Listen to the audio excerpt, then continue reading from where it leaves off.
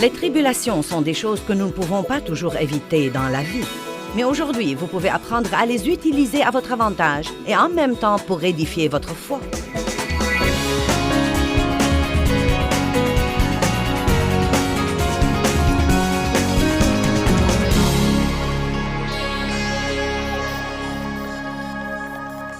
La souffrance est l'arme dont se sert Satan pour nous voler notre foi.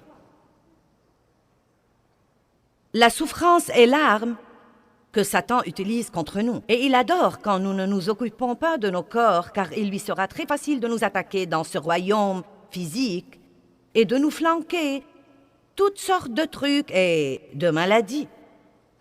Mais ce n'est pas le seul genre de souffrance qu'il nous amènera. Quand il attaque votre pensée et que ça ne marche pas, quand il attaque votre corps et que ça ne marche pas, il se fera un plaisir d'attaquer vos biens.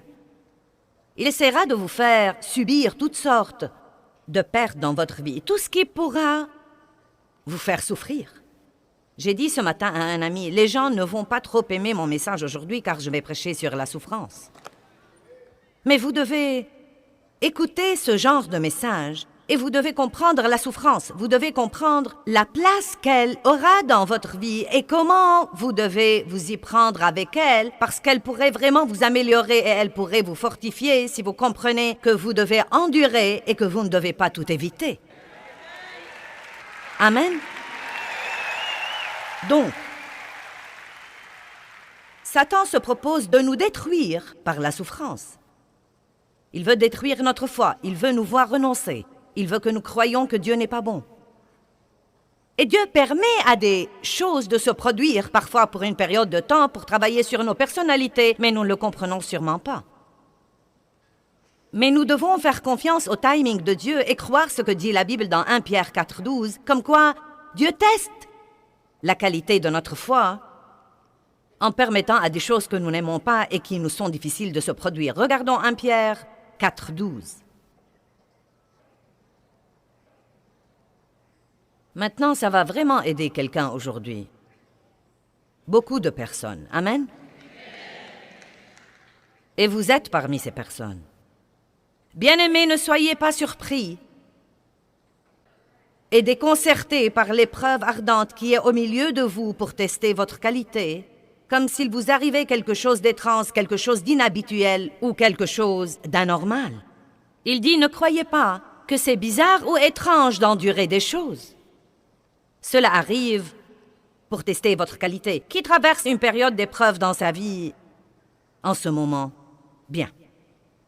Alors vous devez passer votre test, car sinon vous y serez soumis à nouveau.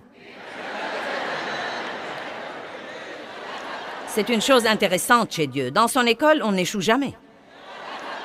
On est soumis au même test encore et encore et encore, jusqu'à ce que nous le passions finalement. Puis même après l'avoir passé, et avoir dit « ce test-ci est bien fini », vous aurez un cours de recyclage de temps en temps. Juste pour s'assurer que vous avez bien compris. La souffrance se produit. Écoutez-moi attentivement pour quelques instants. Vous devez comprendre ceci. La souffrance se produit quand vous endurez une chose plutôt que de la fuir ou d'essayer de l'éviter. Il y a beaucoup de souffrances différentes. Il y a la souffrance mentale, la souffrance émotionnelle quand les gens vous blessent. Si vous manquez extrêmement d'assurance, si vous avez le cœur brisé, c'est une souffrance émotionnelle. La souffrance physique, si vous êtes malade, la perte de biens, toutes sortes de pertes, quand les gens vous rejettent, quand ils vous jugent sévèrement, quand ils médisent de vous. Quand quelqu'un, par exemple, vous fait du mal et au lieu de prendre les choses en main, vous décidez d'être un vrai chrétien et d'attendre la justice de Dieu. N'est-ce pas dur quand vous êtes très, très sûr que vous pouvez faire quelque chose là-dessus? Et pourtant, Dieu dit, « Attendez-vous à moi. » C'est une chose dure à faire parce que nous voulons tellement aller engueuler quelqu'un, le remettre à sa place, lui faire comprendre qu'il ne devrait jamais le répéter. Allez maintenant. Mais la définition de base de la souffrance, c'est de subir une chose, la laisser se produire, la supporter, ou bien l'endurer. Par exemple, dans 1 Corinthiens 6,7, l'apôtre Paul corrige les membres d'Église parce qu'ils avaient des procès entre eux.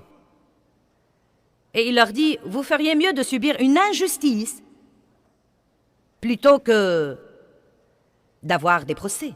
Aujourd'hui, dans notre société, chaque fois que quelque chose que nous n'aimons pas ou chaque fois que quelque chose d'injuste se produit, nous nous cognons l'orteil sur la laie de quelqu'un et nous sommes prêts à lui intenter un procès. Et à dire vrai, ça fait partie de la crise financière que nous avons dans notre monde aujourd'hui, avec tous ces procès insensés et l'assurance qui est devenue très coûteuse et l'assurance que chacun doit avoir au cas où quelqu'un d'autre lui intente un procès. C'est incroyable ce que nous avons des problèmes que nous n'aurions pas eus si nous faisions attention à la Bible. Un ami dans les affaires a dernièrement déménagé et il avait un contrat qui précise que le propriétaire de l'immeuble d'où il a déménagé ne peut pas louer cet espace au même type d'affaires que le sien. Et pourtant, dès qu'il a déménagé, un frère chrétien dans le même type d'affaires a loué cet espace, sachant que le contrat dit que le propriétaire ne peut pas le lui louer. Eh bien, la première chose à dire, c'est « Peut-il faire quelque chose à ce propos ?» Le poursuivre en justice et toucher des dommages-intérêts? Et mon mari m'a dit « Il n'y a pas moyen qu'il le fasse, parce que ce n'est pas le genre de chrétien qu'il est. » Vous dites, eh bien... Or, je ne dis pas qu'il n'y a jamais un temps pour quelque chose comme ça. S'il y a une négligence très sérieuse, je crois que c'est important, parfois, de prendre des mesures pour empêcher les gens de faire ce qu'ils font aux autres. Mais vous conviendrez avec moi qu'il y a beaucoup de stupidité sur ce plan. Et que si ça ne s'arrête pas, les prix continueront à monter en flèche. Et en fait, Paul nous dit là que vous feriez mieux de subir une injustice et de la confier à Dieu plutôt que de vous attirer des ennuis et de vous stresser et d'endurer tous les trucs que vous endurez. Et c'est probablement le fin mot de l'histoire. Si j'entre dans le magasin de quelqu'un avec mes chaussures à talons trop hauts et que je me tords le pied ou que je me le casse, ce n'est pas de leur faute. C'est de ma faute idiote pour avoir mis les chaussures que je n'aurais pas dû mettre. Amen. Donc, parfois, même quand vous sentez qu'on vous a fait du mal ou qu'on vous a maltraité, vous feriez mieux d'attendre la justice de Dieu plutôt que d'essayer de faire quelque chose juste parce que c'est la chose en vogue dans le monde aujourd'hui. Amen. Je connais un pasteur dont le fils a été électrocuté sous la chair, sous la plateforme de sa chair. Ils avaient déménagé dans une nouvelle église et l'entrepreneur des installations électriques avait fait des choses et avait négligé des choses qu'il aurait dû bien travailler, et c'était vraiment la cause du problème. La première réaction était « Nous allons le poursuivre en justice, nous allons faire ceci et cela et quelque chose d'autre. » Mais Dieu s'est occupé de lui, ne fais pas ça. Ne fais pas ça, laisse-le. Laisse-le moi et laissez-moi m'en occuper. C'était une chose dure qu'il n'avait jamais eu à faire. Écoutez-moi ce matin, c'est très dur quand vous croyez que vous pouvez faire quelque chose pour vous venger. Allez, je prêche mieux que vous ne réagissez. C'est très dur quand vous croyez que vous pouvez faire quelque chose pour vous venger de quelqu'un. Et pourtant, vous décidez que non. Quand vous prenez la chose dans l'absolu et que vous vous demandez « Qu'aurait fait Jésus ?» Je dois probablement ne plus y penser et la confier à Dieu. Là aussi, je ne dis pas qu'il est toujours mauvais de tenter un procès. Je dis qu'il y a des cas où nous devons dire « Vous savez quoi, je confie tout à Dieu et il s'en occupera beaucoup mieux que moi. » Tout d'abord, quand vous intentez un procès, ça prend des années et vous en serez très exaspérés. Amen. Eh bien, maintenant,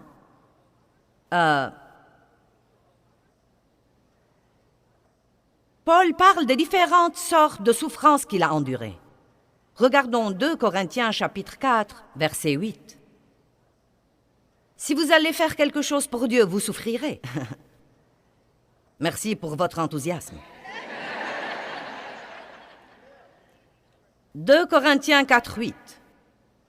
Nous sommes pressés, troublés et oppressés de toutes parts. Mais nous ne sommes pas écrasés. Nous avons des embarras. Je vais vous raconter dans un instant une petite histoire sur les embarras. Nous sommes perplexes et nous sommes dans des impasses, mais nous ne sommes pas dans le désespoir. Nous sommes pourchassés, nous sommes persécutés et maltraités, mais non abandonnés. Nous sommes terrassés, mais jamais perdus ou achevés. Paul a vécu des périodes difficiles. Oui, je suis dans les réunions et les projecteurs sont braqués sur moi et je voyage sur tout le globe. Et vous savez, tout le monde m'applaudit et m'acclame, mais ça n'a pas toujours été comme ça. Je me souviens bien que quand mon ministère a commencé à avoir de la renommée, les gens me disaient « Où étais-tu? Nous n'avons jamais entendu parler de toi. » Je leur disais « J'étais quelque part, mais vous n'aimeriez pas être là où j'étais. » Ces années silencieuses avec Dieu ne sont pas faciles. Quand vous croyez que vous avez un appel et que vous croyez qu'il y a quelque chose qui devrait arriver dans votre vie et qui n'arrive pas et que vous attendez votre exaucement et votre miracle, alors que tous les autres semblent avoir les leurs et vous n'avez rien. Ce sont des années dures d'attente, mais laissez-moi vous dire quelque chose. Si vous renoncez et si vous abandonnez, vous allez rétrograder. Mais si vous allez de l'avant tout le temps, comme dit le cantique que nous avons chanté ce matin, vous allez finalement vous libérer et triompher. Et qu'arrive-t-il quand vous endurez des choses? Chaque fois que vous endurez quelque chose et que vous n'abandonnez pas, vous développez un muscle sur ce plan que vous n'aviez pas auparavant. Et puis, si et quand cette chose vous arrive à nouveau, la prochaine fois que ça arrive, ça ne vous fait pas autant de peine que la première fois. Puis, elle vous arrive de nouveau, et cette fois-ci, elle ne vous dérange pas autant que la deuxième fois. Et peu de temps après, elle vous arrive à nouveau, et vous avez tellement d'expérience sur ce plan, vous avez tellement enduré, que vous dites maintenant au diable, « Eh bien, épuise-toi, diable, et amuse-toi, parce que maintenant, je ne sens même plus le dérangement. » Amen. Il y a plusieurs années, j'ai été en but à une attaque médiatique dans ma ville qui a pris... je pense 13 pages du journal. Non, mais ma photo figurait sur toute la première page et c'était vraiment ridicule. C'était vraiment ridicule. Non, mais les choses étaient tordues et prises hors contexte et nos déclarations étaient tout à fait déformées et semblaient complètement différentes. Et de toutes les photos qu'ils ont prises et de toutes les photos qu'ils auraient pu publier, ils ont publié 2 photos de quelqu'un qui portait des tas d'offrandes dans ses mains. Il y avait le message et une image de moi comme ça.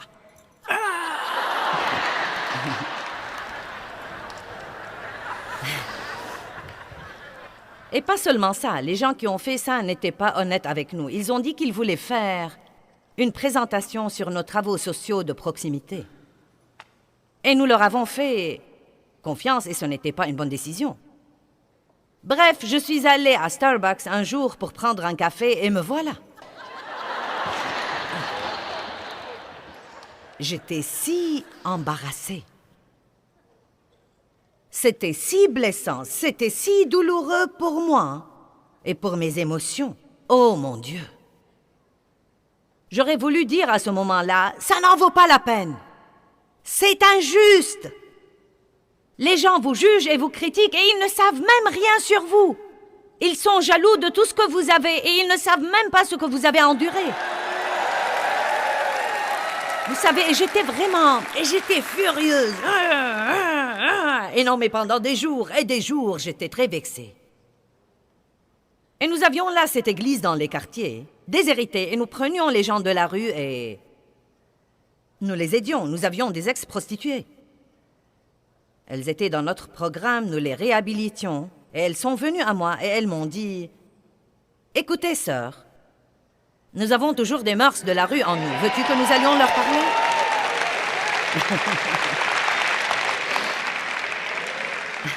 Et vous savez quoi? Je crois qu'elles étaient très sérieuses et j'aurais voulu leur dire « Allez !»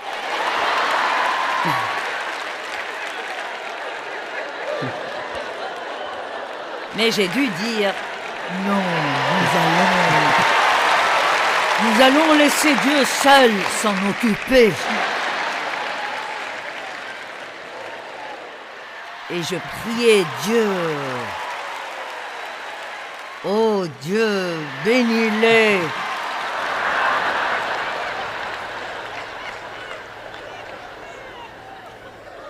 Non mais c'était vraiment... Je ne saurais même pas vous dire à quel point c'était douloureux. C'était vraiment... Quand vous savez que les gens mentent sur votre compte et que ce qu'ils disent affecte l'opinion de tous les autres et que pourtant vous n'y pouvez rien, j'aurais pu passer à l'antenne dans mon programme télé et j'aurais pu essayer de me détendre. Mais à dire vrai, ça ne sert à rien.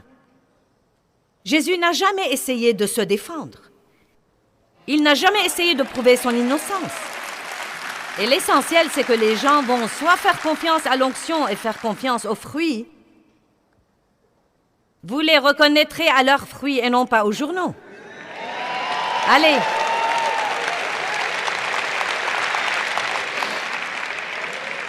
Vous devez vous garder de croire tout ce que vous entendez et vous voyez. Et donc, j'ai dû croire que Dieu allait tout arranger à la fin.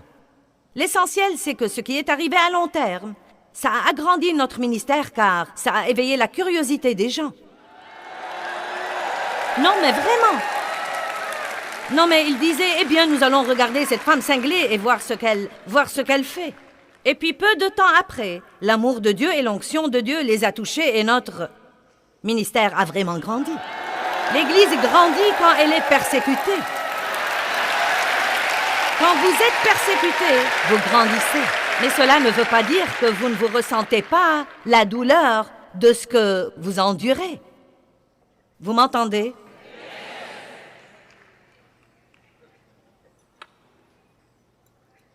Paul savait qu'il aurait pu échapper à la souffrance dont il a parlé dans 2 Corinthiens. Il lui aurait été facile d'y échapper. Tout ce qu'il aurait dû faire était de quitter la ville. Juste la quitter. Et j'ai pensé à aller dans une autre ville. Je me suis dit, je n'aime pas cette ville. Eh bien, j'ai dit à Dave, nous devons aller dans une autre ville où les gens ne sont pas insensés. Oh, j'étais vexée. Et Dave m'a dit, calme-toi. Je lui ai dit, ce n'est pas ton visage qui est dans le journal.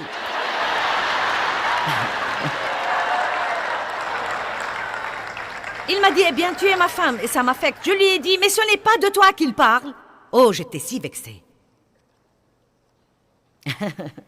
Quand ceci est arrivé de nouveau, cela m'a vexée, mais pas autant que la première fois. Et la dernière fois que ceci est arrivé...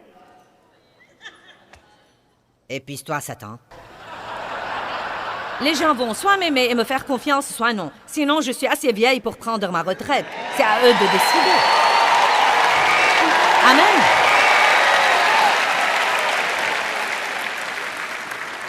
Je crois que j'en suis au point où Paul en était et où il a finalement dit, écoutez, je porte en mon corps les marques du Seigneur Jésus-Christ. Maintenant, désormais, que personne ne me fasse de la peine, car je m'en fiche carrément. Je connais mon cœur. Oui, je le connais. Et si vous connaissez votre cœur et que vous connaissez votre relation avec Dieu et que vous savez que vous êtes honnête, vous ne devez pas vous soucier de ce que tous les autres disent de vous, de ce qu'ils pensent de vous, de ce qu'ils font ou ne font pas, de leur acceptation ou de leur rejet, car vous ne comparaîtrez pas devant eux au jour du jugement. Amen.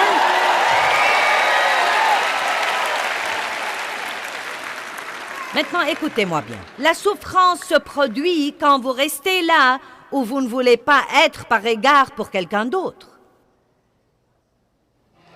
Ouh!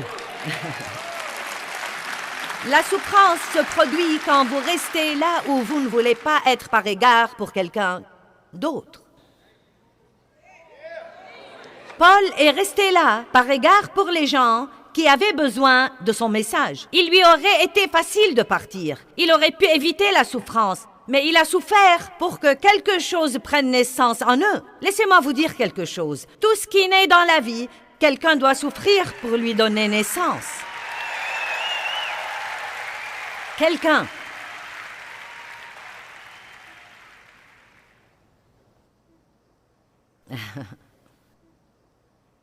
Il y a des femmes qui sont venues avant moi au ministère et qui avaient des ministères publics et qui ont aidé à m'ouvrir la voie. Mais quand j'ai commencé, c'était très normal que les hommes se lèvent et sortent de mes réunions quand ils découvraient qu'une femme allait prêcher. Oh oui, c'était dur. Tu ne peux pas faire ça, tu es une femme. J'ai dit, je le fais.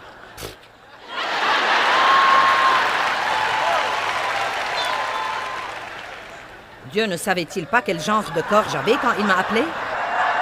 Non, mais personne ne peut faire ça tout seul pendant toutes ces années si ce n'est pas de Dieu. Amen. Et j'ai enduré des choses sur ce plan. Et j'ai payé un prix pour que beaucoup d'entre vous puissent se lever et partager la parole de Dieu et être acceptés. Dave a parlé de notre nation comme quoi nos ancêtres ont payé un prix pour notre liberté. Et toute liberté que nous avons, quelqu'un a payé un prix pour que nous l'ayons, et maintenant Dieu s'attend à ce que nous payions le prix qu'il nous demande de payer pour rester là où il nous a mis et faire ce qu'il nous a demandé de faire, que ce soit commode ou incommode, en saison ou hors saison, confortable ou inconfortable. Je veux que tu pries avec moi pour que je trouve un autre travail, car je suis le seul croyant là où je travaille. Oh, j'ai envie de te frapper. Si vous êtes le seul croyant là-bas, la seule raison pour laquelle vous voudriez quitter est votre confort. Car vous souffrez.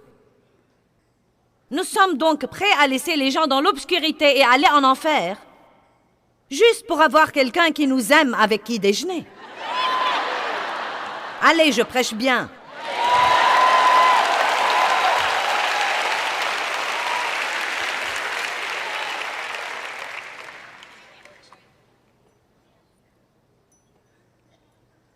Vous croyez que vous devez être dans l'équipe d'adoration et on ne vous accepte pas et donc vous dites « je vais quitter ».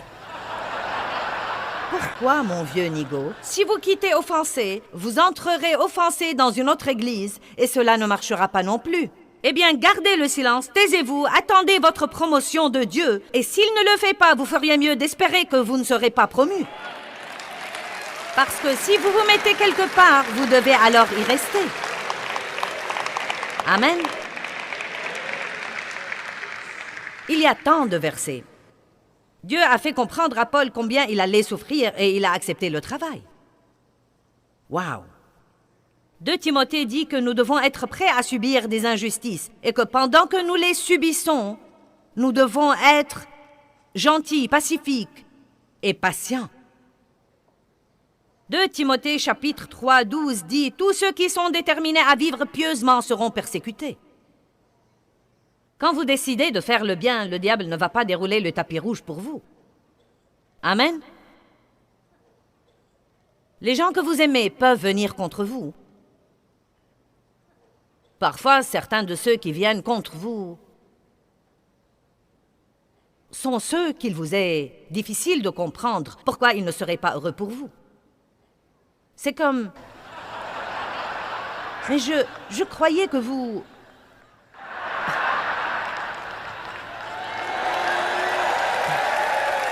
Vous savez, le diable ne peut pas vous faire du mal si la personne n'est rien pour vous.